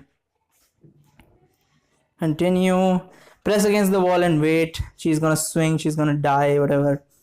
Wait and see what happens actually. Prepare to attack. Priest of Nerul raising the dead. Let us slay them for their blasphemies. When Narissa stands as one of the that they are out of your reliable range of your spells. Your lightning bolt works from a good distance, so you could run down a few steps and blah blah blah. Charge and use dagger. No, that killed me. Right. Checkpoint. I'm trying to conserve my mana, man. This is the first time I've ever entered into this state where I just cannot do anything, and this is the first time I've ever encountered the one thing that we're praising the author for, but that doesn't happen in this novel, but apparently it happens anyway. At one point, if you don't have enough mana, you literally just choose any choice, you will die. So that's how it works apparently. Wait and see what happens. Life decreases. Great. How do I do this, man? This is fucking ridiculous. I'm gonna have to literally grab my other phone and just like look up the playthrough, what the thing requires of me. I would prefer to at least finish it in worst format, but at least finish it. Press against wall and wait. Yeah.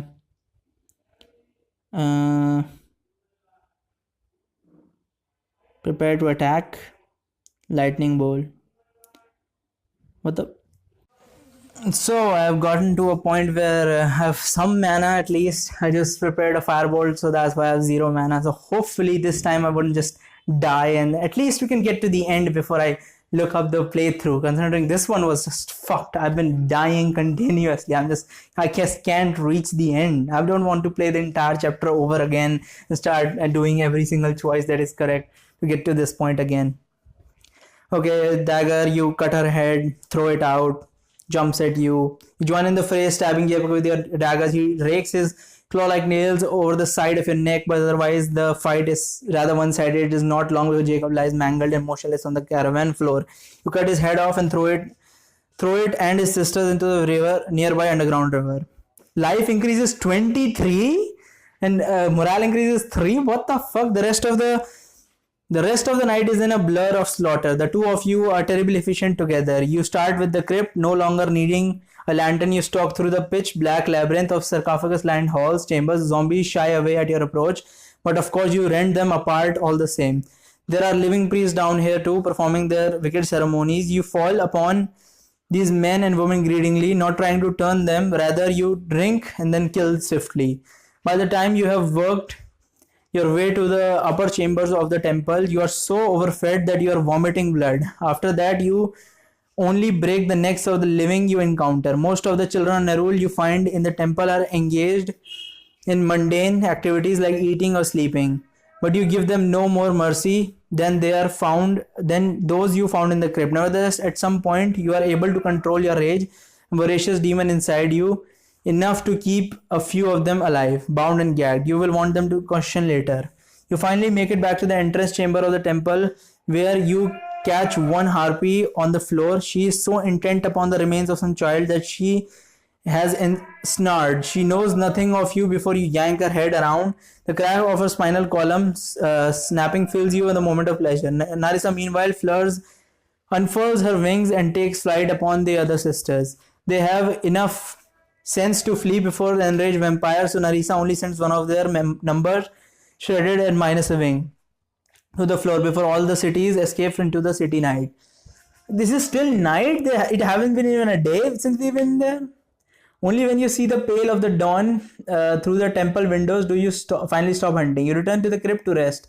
You shut the door, you smile. Avenging Ragnar's death fills you with a dark sense of satisfaction. You take a few seconds to whisper a prayer dedicated to what is left of Ragnar's sword, wherever it is gone. Although you have struck a mighty blow against evil in the city, you know that you are now and harbor no illusions as to what good people of the city will do with the discovery of true nature. What secrets are held in that demonic book you recovered, and what will you do with these secrets? And what of the other vampire? Kaiba implied that there were others on the loose. Finally, what of the demon prince? Who is he, and what will he do now that minions of his have escaped to roam this world? Indeed, one of the demons is inside you. Finally reached the end. Oh my god, it's so difficult to reach the end in this one. It was so fucking difficult. It was amazing though. It was so much fun. How much time? Okay, I didn't even read that. Congratulations, you finished the chapter. Okay, well played. Now you're a fugitive on the trail of your friend's killer. You have earned a score of 870. Man, look at that. Like, even when so you can actually, finish the chapter with less than 150 score? Like, whatever dilapidated state do you end the chapter in? That is insane. That is fancy. And also, I did find out that if you have 1 health and you get turned, you die immediately. So, yeah. So I got Moon's Champion. All powerful Lord of Night is what I need to get. But I'm amazed. I barely pulled through. Please rate the future of the giving a good rating.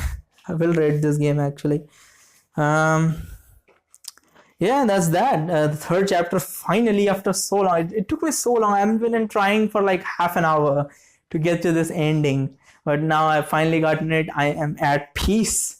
Finally, so I'm gonna go and grab my other phone, look up a playthrough, and we'll see what what do you have to go through, what choices you have to pick to get to the ultimate ending.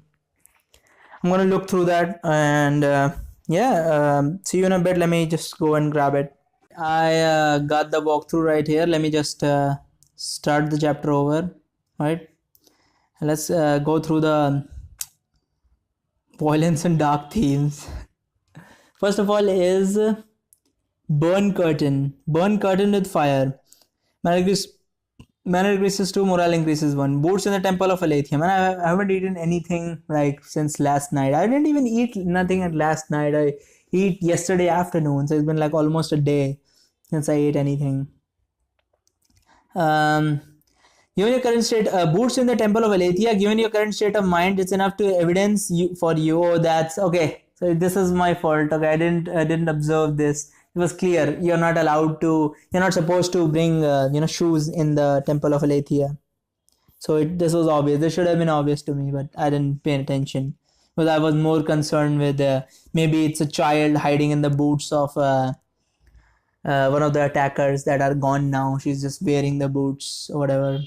That would still be very silly. So I will take responsibility for this one. This one my fault.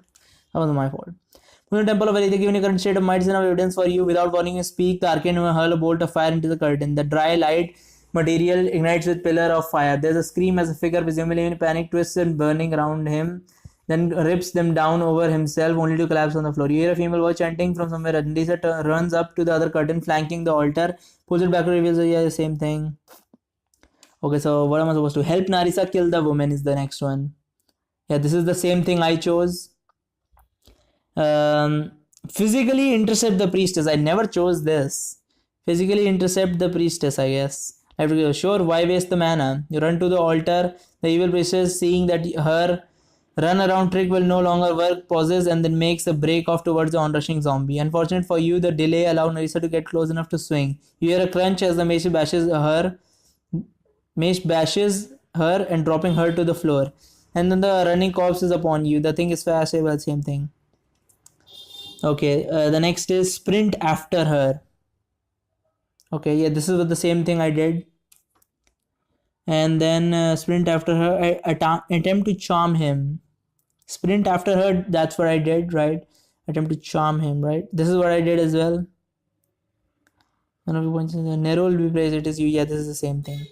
And then attempt to charm him is done. Alright, that's done. Stay put. This is when I went in and got burned. I mean, I lost some stuff. I'm not going in there. I do not know this place and could be nearly blind. What aid can I offer you? Reason. After a minute, Narisa emerges from the book, coughing and hugging several large books. The two of you search the rest of the temple, only to find, okay, yeah, this is the same thing. Um,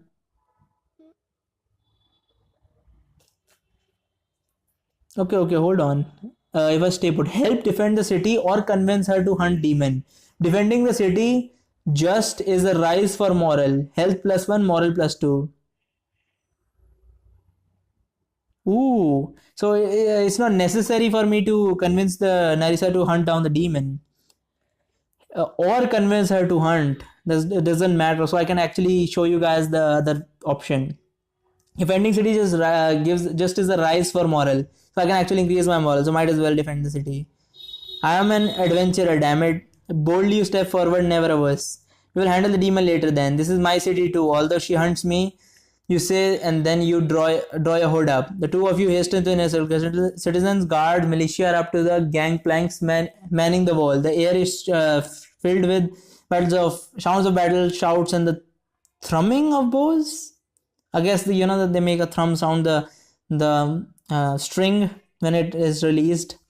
However, at least you see no goblin on this side of the wall yet. As you scan out the goblin, you notice one section that is sparsely defended. A lone trembling boy peers cautiously over the battlement.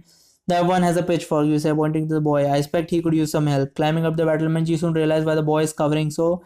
Arrows from below zip overhead or shatter against the stone. There are several injured nearby, and this sets to work healing them as you peek over the wall. There are loads of goblin down there. Little mortal D. I need to see what mortal is.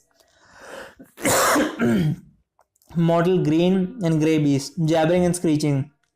Some are prepping the wall with small arrows, peppering. Others are hiding behind the ruins of nearby burnt out buildings. The short swords and spear at the ready. They attack from all sides. They do not stop. Yes, the boy with the pitchfork. And yes, I have seen this trick before. I suspect it is only a trick. They know. You say as cheerfully as you can. Not long ago, I was defending a wall like this, and gods, here they come. A great wave of angry little beasts surged forward with the ladder grappling hooks at the fourth. They're indeed coming from all sides, but it appears there is a particularly large clump of them coming your way. In your estimation, the three of you alone are not defending are enough to defend this section of the wall, although other areas of the wall appear to be well defended. You do not have time to call for reinforcement to your aid. You are going to have to even odds with some spell power. Another thing is that here's the thing, like I'm kinda using power, like I'm using mana here. So is that okay? Because at the end of the levels, I found very difficult to keep up with the mana. The mana was so fucking low that I just couldn't keep up with it. So I'm going to what am I supposed to do next? Defend the city is just a rise of morale, health plus one, morale plus one. I didn't get a health plus one, I think. Distraction illusion. So I'm going to use a distraction illusion, whatever that is. It occurs to you that if you could simply lure some of these onrushing goblins to attack a better defended section of the wall, the three of you should be able to hold this section. You wave a hand and make the arcane incantation as you envision section of the wall further down collapsing and creating a large gaping hole. There's a collective shout of glee from the goblins and drop ladders and grappling hooks to charge over the illusionary hole. All rush to defend the breach, holstering the defense of the section of the wall. At first, the goblins gang into the wall, and there is a great deal of confusion, yawning and snarls. Even those who realize there is a wall, they have nowhere to climb the smooth surface, so they are stuck. Meanwhile, the defenders rain arrows down rocks and boiling oil. It is not long before they are forced to retreat. The illusion has served its purpose, and is now only confusing the city defenders. So you end it. You and Narissa run along the wall and help the other defenders. Soon all the goblins are in retreat. The city defense is held. That last charge thinned their numbers. I believe our work is finished here. For now, Narisa says, smiling at you. Come, I shall take you somewhere safe and comfortable to rest. She leads you through the street which are now abandoned. Yeah, the same thing. Uh, oh, instead of saying apologizing for your stupid remark, you should actually put hand on her shoulder. So put a hand on her shoulder apparently. You put a hand on her shoulder and feel the cold steel links of chainmail. She looks at you, her eye glistening slightly, and she gives you a sad smile. She places her own hand on yours for a long moment and then removes it. She then returns her attention to the book. Yeah, it's the same thing. She reads silently for a minute and then once you remove your hand from the shoulder. Yeah, the same thing. Okay. Let's see.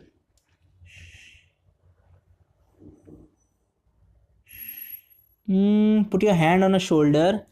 Do as she recommend or just continue. Depends what path you took. Oh, okay. So basically, if I had chosen another one, I would have gotten another option, whatever.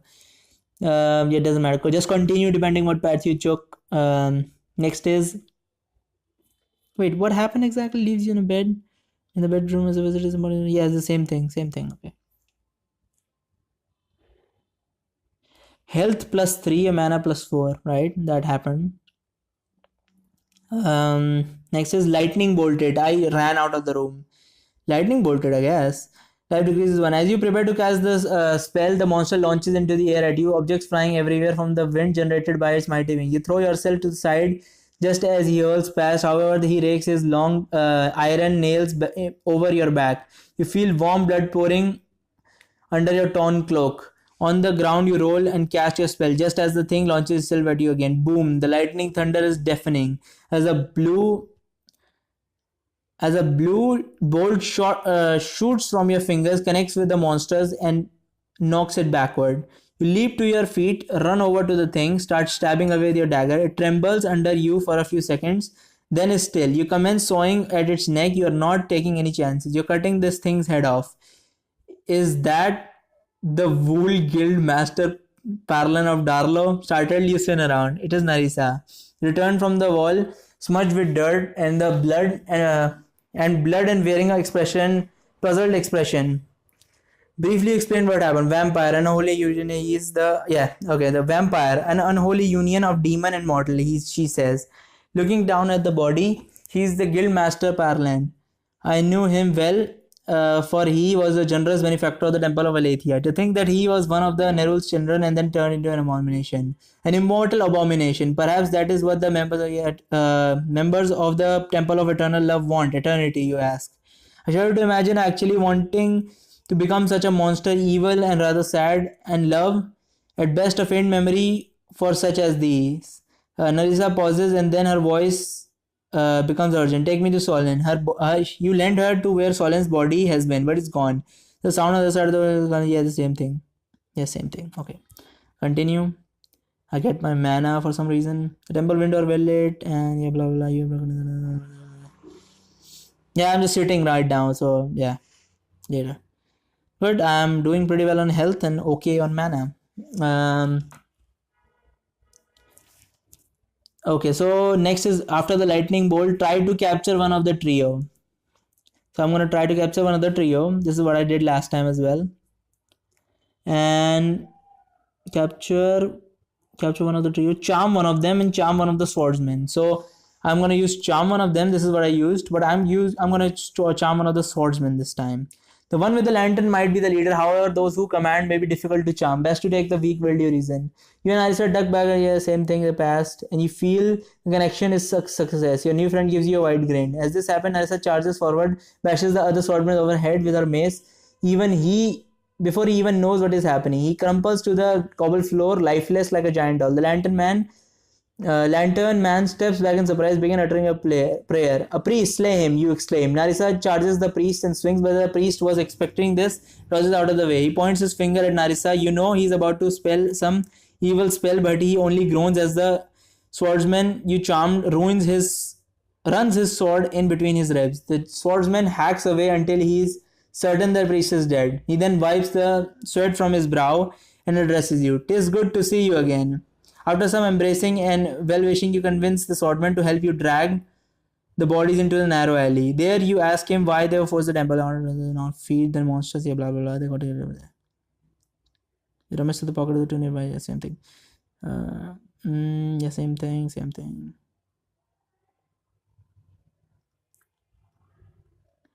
Yeah, the same thing. And then Narissa clobbers him over the head with her mace. Why?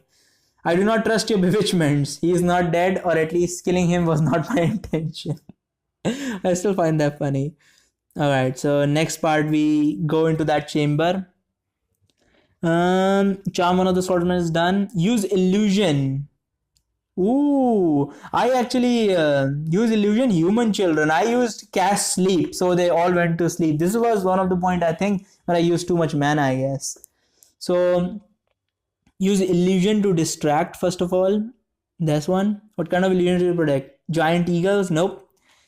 Human children. Here you go, human children. Life decreases 1, mana decreases 3, morale increases 2. You remember somewhere the harpies enjoy the flesh of human children above all.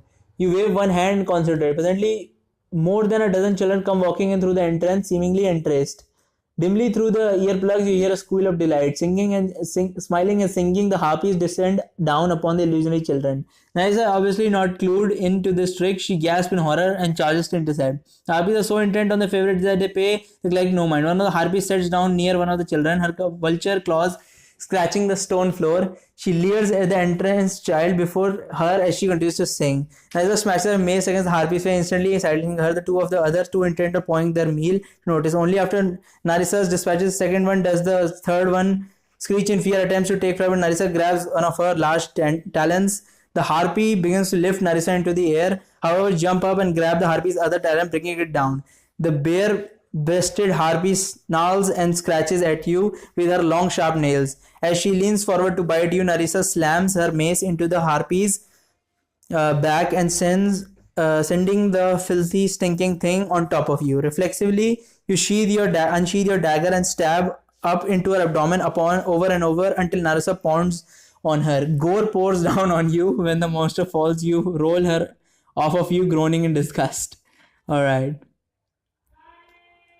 You want to take a moment to discover up there, Narissa points. She didn't even talk about the fact that it was an illusion and I kind of tricked her as well.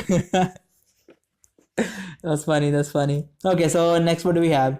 Try to capture one of the charm one of them, charm one of the swordsmen, mana, illusion, human children, and alright, so next is we go up the nest and find the man that's fucked up all the way. And I'm gonna do the same thing I did last time. I'm gonna kill him. Move forward. I'm gonna keep Light of Aletheia. This.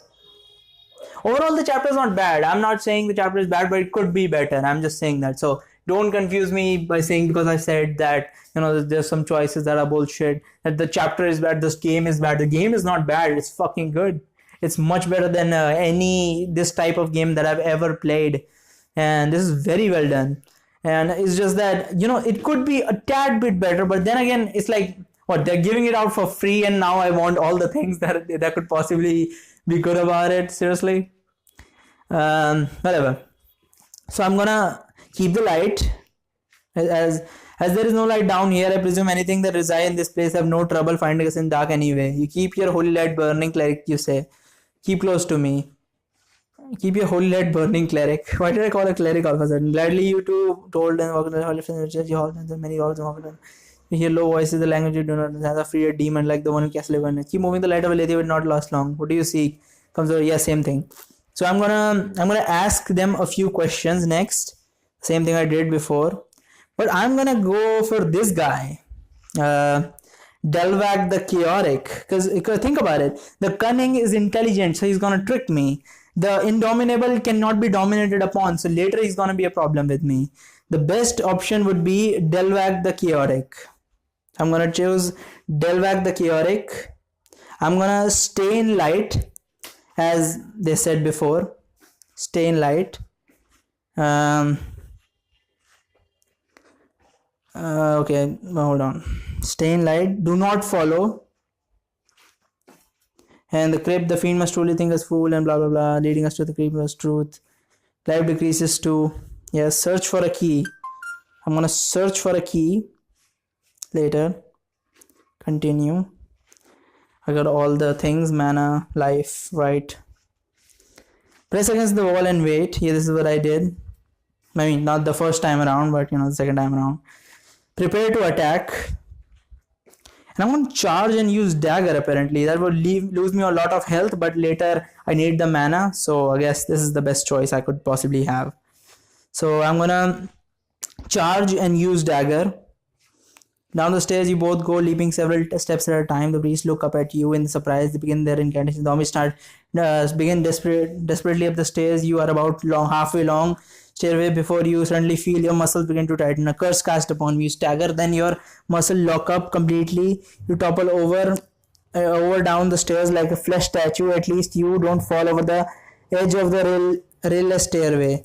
Narissa rushes ahead, apparently unaware of her predicament. She leaps over the crawling zombies, continues the charge of the prisoner. She soon the zombies crawling hungrily up towards you. By the time Narissa describes the thing is upon you. First, it bites into your fleshy part of your armpit, ripping out a good chunk. It then begins on the muscle of your shoulder. You are paralyzed to the point of not being able to even scream, but only suffers silently as the thing consumes you. Finally reaches you, and then is a sharp crack as she smashes the thing's spine. Zombie's body has been traumatized to the point of badly wounded and likely traumatized for life. You are at least alive. Narissa leans down and quickly binds your wound to quell the bleeding. You apologize for not having the power left today to heal you properly, but she does not recite some prayers, and you feel some measure to relief. And she then helps you to your feet and stagger down to the burial chamber. The priest wore bronze amulets on the neck, the same thing. Okay, so I lost a lot of health. But that's important because I need mana at the end of it. Press against the wall and wait, yeah, same thing. I'm gonna take the amulets. Good. And then I'm gonna attack him. And then use lightning bolt. Yeah, it's only lightning bolt works with him.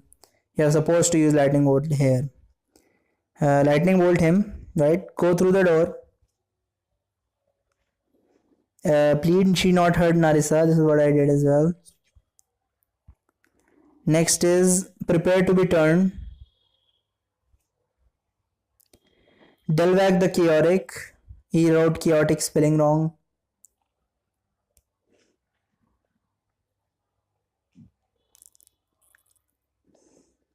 Unreal things you can control in order for United. Delvac the chaotic, take my flesh as your own. Yeah, same thing. He's gonna come in with anger. I must hold on to something. What should I hold on to? Delvac the chaotic. So vengeance for Reginald is what will help me, survive. So Delvac the chaotic comes, and vengeance for Reginald is what will help me apparently. I'm going to use vengeance for Reginald. Vengeance for Reginald is what has driven you this far, so perhaps the purpose will shelter some part of you. Serve as an anchor, even as you merge with the demon. You envision Reginald as a little boy when the two of you still played on the streets of Ring City. You then picture him as that smiling adolescent urging you to join him in mischief of our town. And then finally as the adventurous and ever hopeful young man. Brothers, we were as brothers. That thing ripping out my brother's soul for pittance of power, I will send Undle back to his master and his deserved torment. As you hold your thought on Reginald, you are dimly aware of the dark storm around you. Same thing. You are one, and it's time to bring justice. Then it's time to rise up and seize. Come, Balor. Take Kaiba begins. I will rend you to bits. You shout with a voice that is not your own. You launch towards Kaiba. She dodges you to the left, but you manage to grab her by the arm with one hand and pull her close. Eventually, you bite and rip with your newfound fangs as you stab with your dagger. It is clear that you caught her by surprise, so your initial blows are effective and unanswered. However, Kaiba is strong and she rakes you deep across your chest. Yeah, it is the same thing. Oh my god, this is good. This is a very, very different ending, because if you take the the cunning, you choose the cunning guy, he's gonna be like, yes, of course, I am Balor, the guy you want to you called, of course, that's who I am. And he's gonna come down, like bend knee to him, and then suddenly stab him through the fucking head. So that was pretty damn cool. I like he added this stuff in. He or she, I'm not really sure who made this, but it's pretty good. Finally, she goes down under your furious assault. What the fuck? That was strong. She rakes her deep across your chest with her long iron nails and bites into your face. Finally, she goes down under your furious assault. Yes, I've vanquished Unral. The fool thought he could control me. The voice in your head says gleefully. You hang your head back and laugh at Kaiba's vampiric blood, which is bitter in your mouth, streams down your cheek and chin and neck, suddenly appears next to you. I take heart in his soul, returning to Abyss even as I moan what I did to you. Return to Abyss as I moan even as you. Unroll spawn, destroy her, the voice in her head commands. Without a thought, you stab your dagger at Narissa's throat. With lightning revealed, Narissa bends backward, narrowly avoiding your blow. She anticipated the attack, you think. You pursue and slash at her again. She dodges and kicks you in the face, sending you across the room. Control your demon wizard. Control your demon wizard. She exclaims as you regain your feet. Jacob waits out. So I'm gonna change this. I don't like this ending. I'm gonna change it a little bit. Okay, yeah. We shall require our combined strength to defeat him. You have slain Unral, my master, therefore I am no longer bound. Abomination. You shall slay me when I least expect, you say. She laughs. My, what hypocrisy. And what I gain by slaying you. Narissa strides over to the young man who groans softly. She picks him by his collar, drags him near you, drops him in the floor. Drink. That attack of yours was pathetic. You are slow and weak. You do not answer. Do this. I will remain on the other side of the room as you can feed in peace. Once you have finished, we shall both deal Jacob. Yeah, I don't like this ending. I'm going to change it a little bit. I would like to get the cunning one. I would like to get the cunning one. Okay. You should have written what happens when you choose other demons as well. Do this and we remain on the other side of the room and blah blah blah. Feed on the boy. Breaking Bad, that move was morally dubious. Well, I already have 25 morals, it doesn't really matter. Just a taste, then you say. Why shudders you bite down? It's so good. You want to stop, but you cannot bring myself to stop. When you awaken and your ecstasy, you're dead. You're on the floor on top of a now drained young man. God forgive me, you mutter. Narissa's eyes are sad, but she says nothing. Jacob waits. I can smell him, you say. There are two of us, says Narissa. So, you on the boy, throw Kaiba's head out the door. Don't decrease my life, no problem. Yeah, same thing. Yeah, okay. So this I probably got Moon's Champion. It said I would get that. Fuck shit, man. Third, right? Last checkpoint. Yes, let's go to the last checkpoint, right? And later. Yes, first of all, I'm gonna continue. Then I'm gonna wait against the wall. I'm gonna prepare to attack, charge with dagger, take the amulets, attack, lightning bolt his ass, go through the door, plead, prepare to be turned. I'm gonna call the Serenadal the Cunning. He's much better. Love for Narissa is what I'm gonna use. Ally with Narissa. This is what I want. Narissa is fair, deserve this, deserve this, Narissa is fair. Do not feed on him.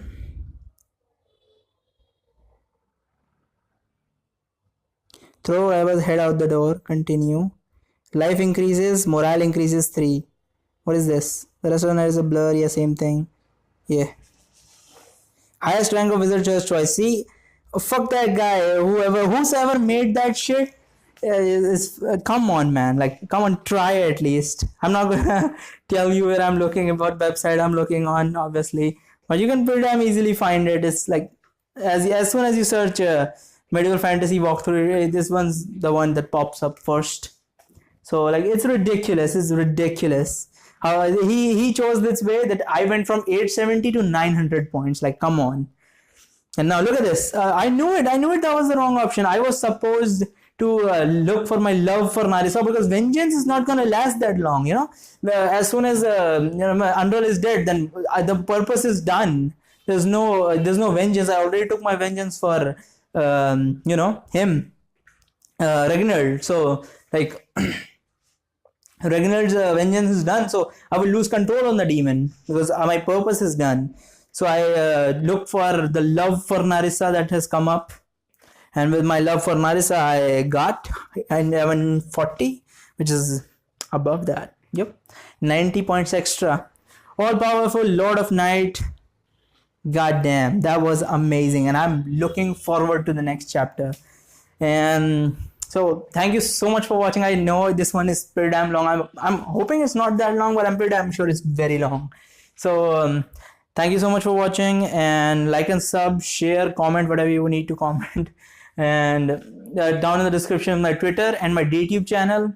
Twitter, go and follow me on Twitter. I share stuff there. Go and go to visit my YouTube channel. I play some hentai games there. And when you visit my YouTube channel, by the way, on the top right, there's a gear button. Click that, click NSFW, click show. Only then it will show you all of my videos. Otherwise, it will show you like 2 of my videos that have nothing to do with NSFW. Apparently, YouTube hides NSFW sub unless you unhide it. And it always, when you reload the page, it's gonna hide it again for some whatever reason. It's a new site, they're working on it. So thank you so much for watching, and bye bye.